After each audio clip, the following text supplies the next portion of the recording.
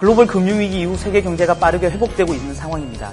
그러나 최근에 남유럽발 재정위기를 비롯해서 천안함 사태 등으로 인해서 국내외 정세가 급변하고 있습니다. 이런 가운데 전 세계적인 비관론자인 닥터 둥 마크파버 회장을 모시고 그의 탁월한 견해를 들어보는 자리를 마련했습니다.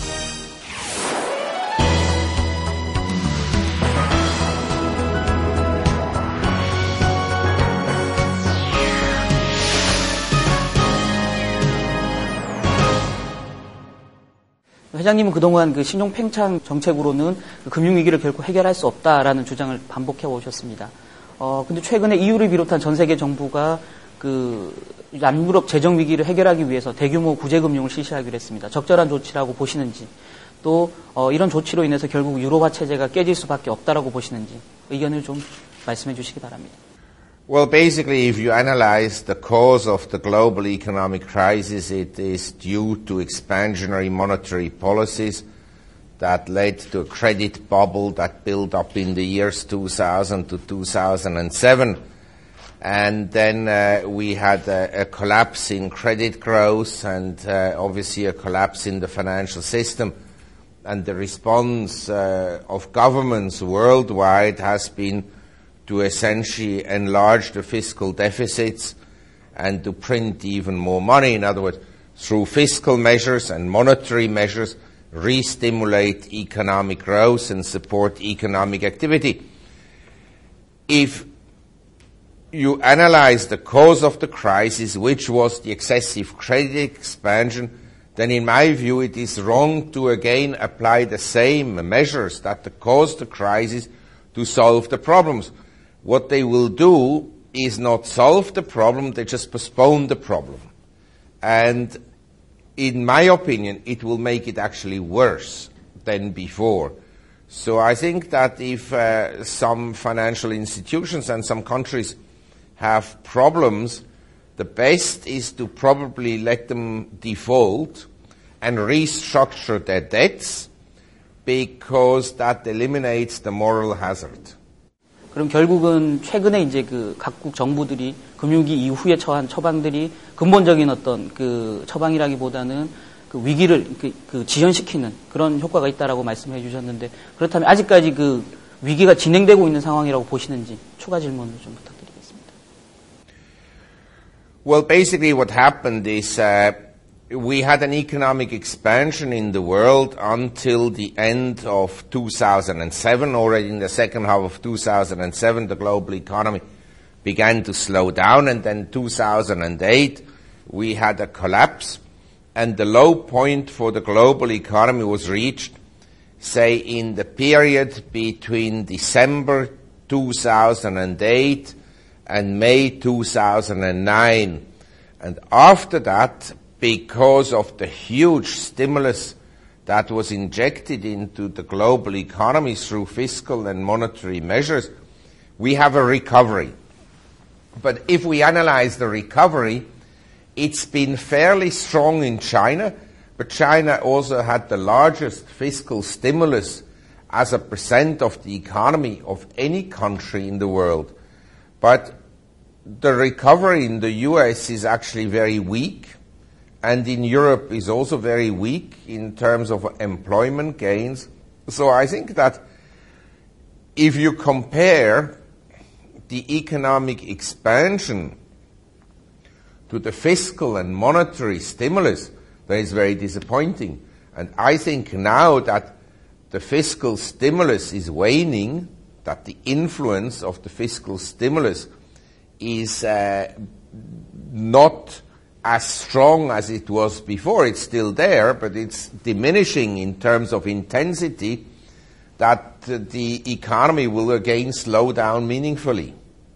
그 최근 그 언론 인터뷰, 회장님의 언론 인터뷰를 보니까 그 중국 경제가 12개월 내에 붕괴될 가능성이 있다라고 진단을 하셨습니다. 최근에 뭐 미국 경제가 좋지 않고 유로존 경제도 망가지고 있는 상황인데요. 결국은 전 세계 경제가 붕괴 수순으로 가는 거 아니냐라는 그런 어떤 관측이신지 입장을 좀 말씀해 주십시오.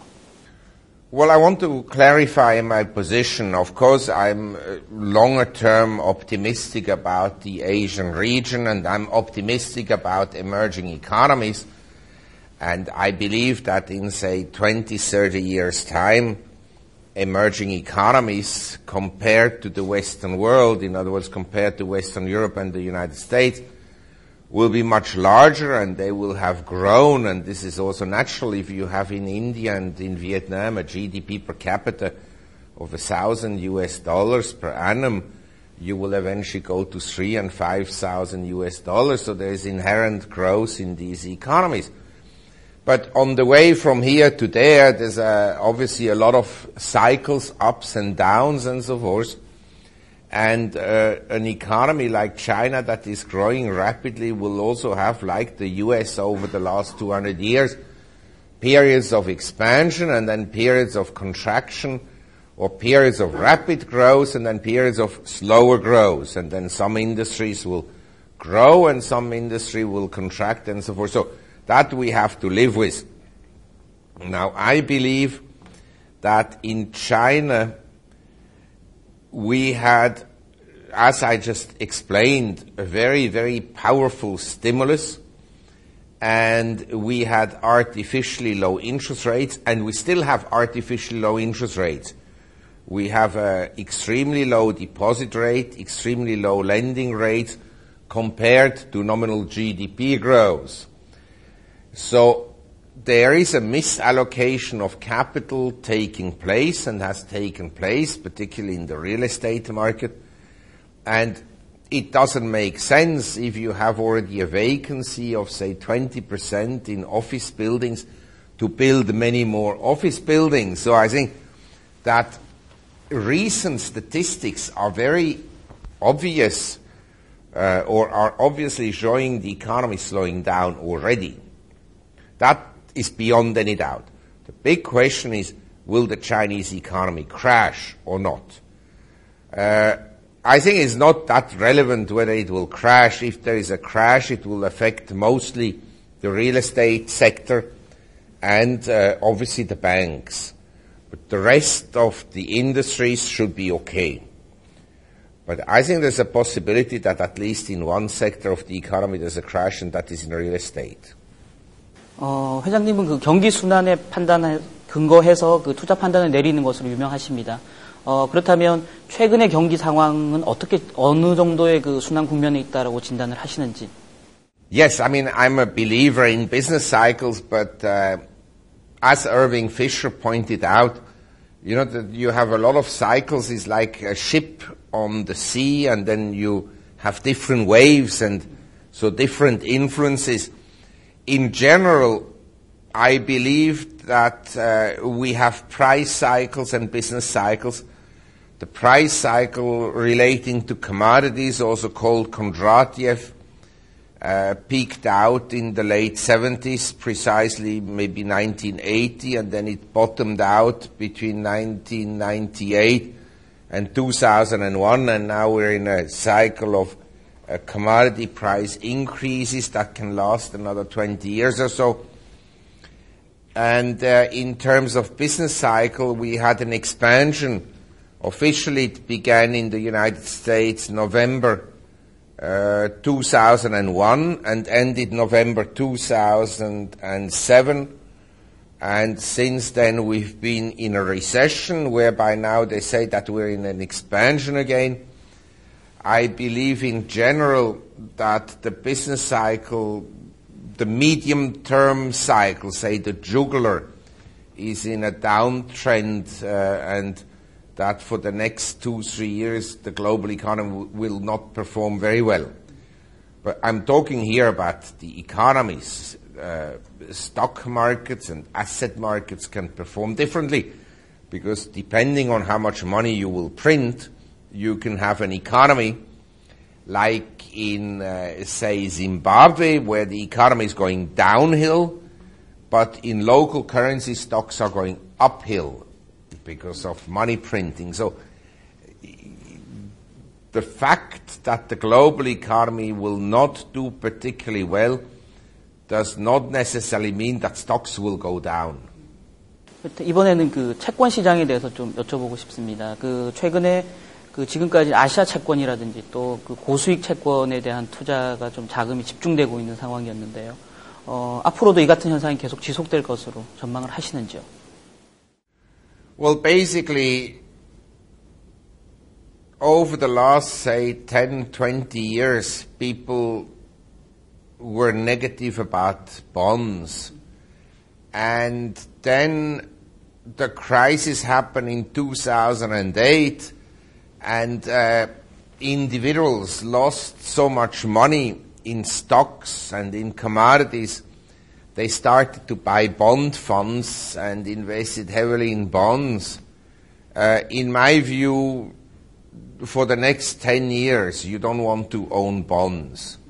I think that the bond market, government bonds, are going to be a very bad investment. I think that interest rates will have a rising tendency as inflation accelerates, and that the credit worthiness, in other words, the credit rating of governments will go down, because as the government debt becomes bigger and bigger, the interest payments on the government debt increase correspondingly, and so the ability of governments to pay the interest on the government debt, not even to mention repay the government debt, deteriorates. So I think a lot of governments will have downgrades from AAA to AA to single A to triple Bs to junk bonds.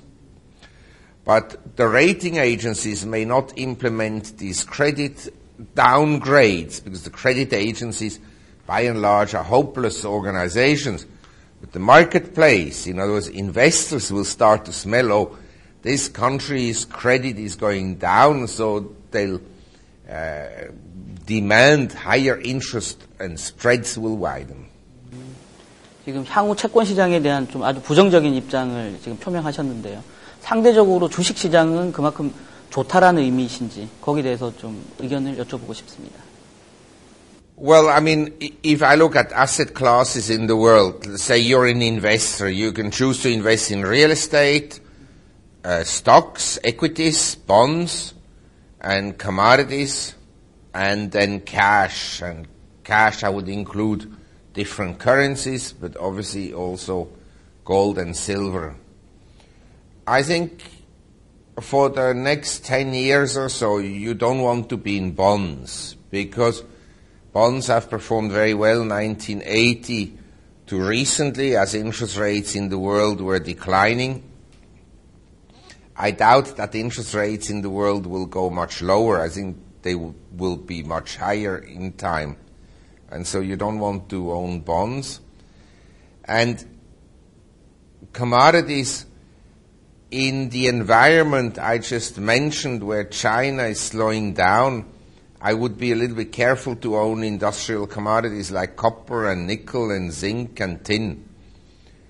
So I would essentially maybe not buy them right now. I don't think that, given that interest rates are at 0% essentially in most countries, that equities are terribly expensive. If interest rates were at 6%, then equities would be totally unattractive. But at 0%, I think that the equities will give you a return, say, over the next few years in the neighborhood of, say, 5 to 10% per annum. There will be years when it will be higher and years where it will be lower. It will also depend a little bit on the currency movements and so forth.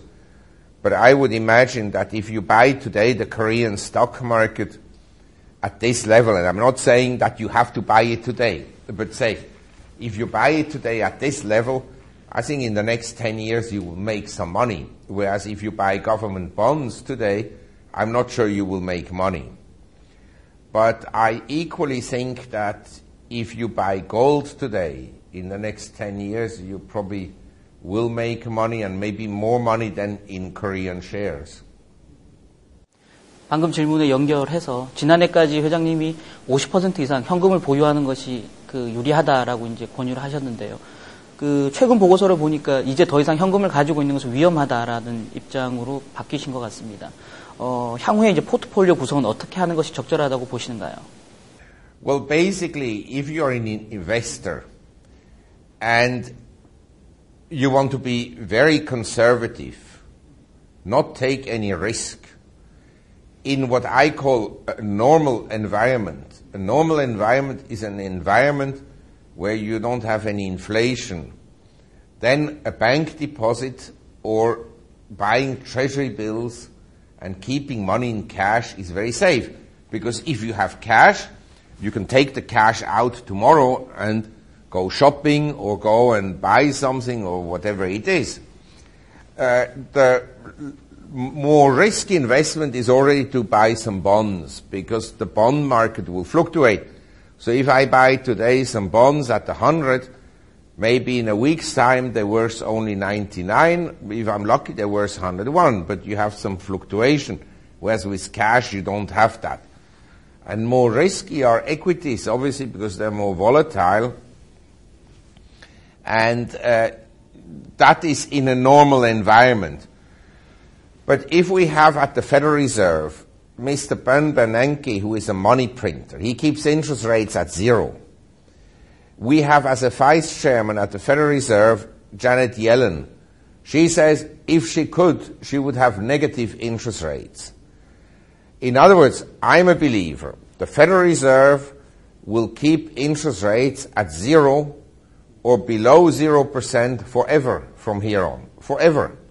It means even if the Federal Reserve one day increases the Fed fund rate from 0 to, say, 5%.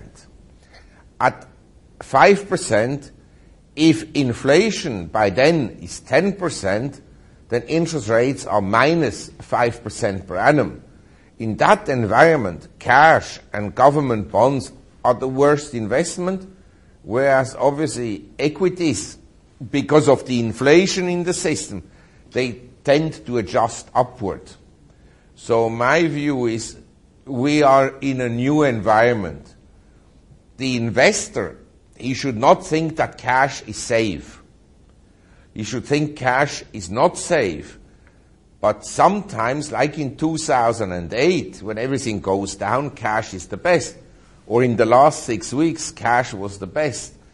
But in the long run, I'm just saying for the next 10 years, I don't think that investors should be in cash. That cash is actually very dangerous, because in 10 years' time, with the cash of, say, $1 million today, you don't earn any interest, you will be able to buy much less than today. In other words, less land, less equities, less gold, less commodities. So the purchasing power of money will continue to go down.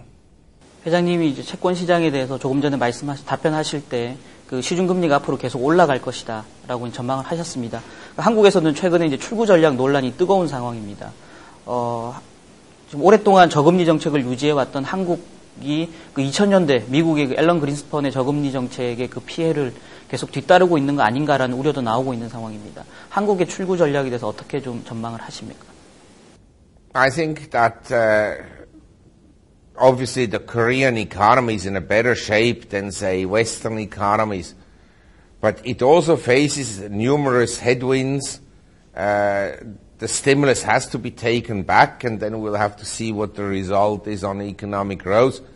I personally happen to think that the figures published by the government, by the Korean government, they are also massaged. In other words, they make the economy look better than it really is.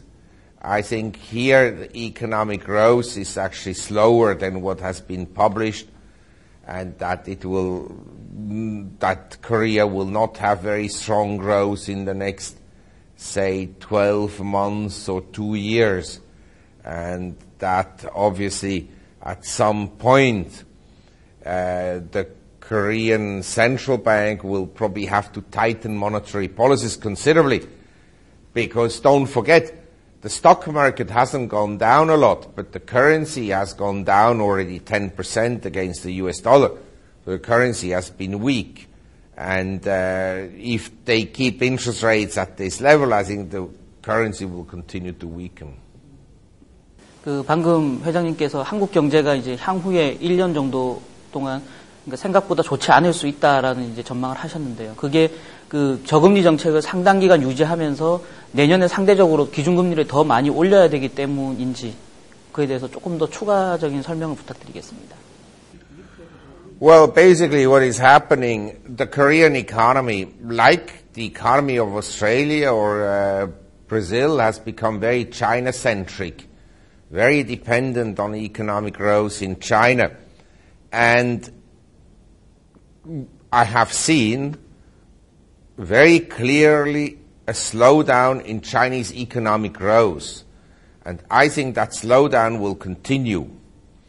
And so if the Chinese economy slows down more, it will obviously affect Korea.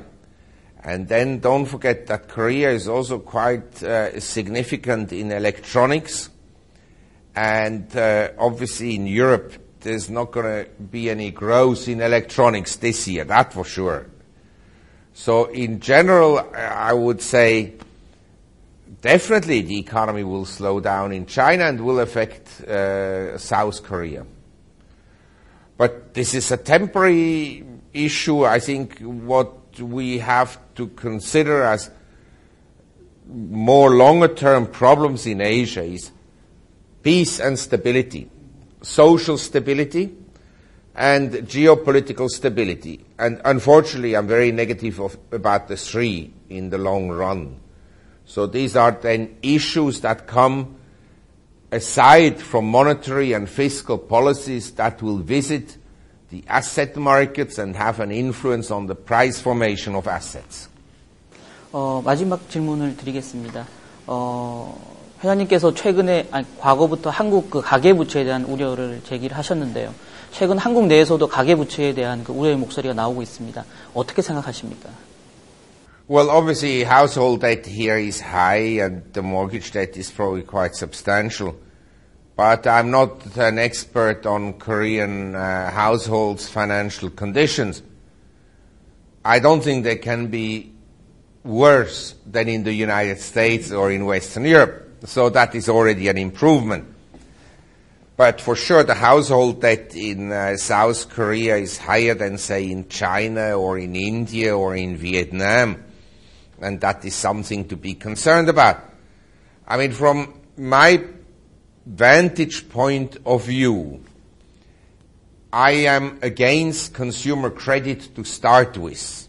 I think people should save, and when they have saved enough money, then they should go out and buy a car, and not before that. But people call me old-fashioned or conservative and so forth. But I'm against excessive credit growth because I've seen again and again in lives that people who have large debts, they are unhappy, they always worry that if they lose their jobs, they cannot pay the debt and so forth and so on. And I'm a believer in life to be free. To be free is to be free of monetary worries. It doesn't matter, you can be very happy and have less, but if you have no debts, you sleep better at night. And this is something that I think the governments encouraged households to borrow and borrow more, because there are political motives behind essentially enslaving people. And then what you end up is a population of people. They have to go and work every day, that at the end of the month they can pay the interest on the credit card and pay the credit card bills. But I don't want to live that kind of a life. I want to be free. And my recommendation to any household is to get rid of any debts. And then if your boss says you're doing a bad job, you can tell him, okay, I'll go look for another job. But if you own a lot of debts, you can't do that, and so you are not free anymore. And that is, in my life, or for me, the most important is freedom in life. 끝으로 질문 한 가지만 더 추가로 드리면, 이 세계전략포럼 첫 해 개최입니다. 그 세계전략포럼에 참석하신 그 인상이 어떠신지? Well, I mean, it's very well organized, and I wish you all well, and I hope that your publication will be successful as in the past, and that you will continue to grow, and that your business will develop well. Thank you very much. Thank you very much.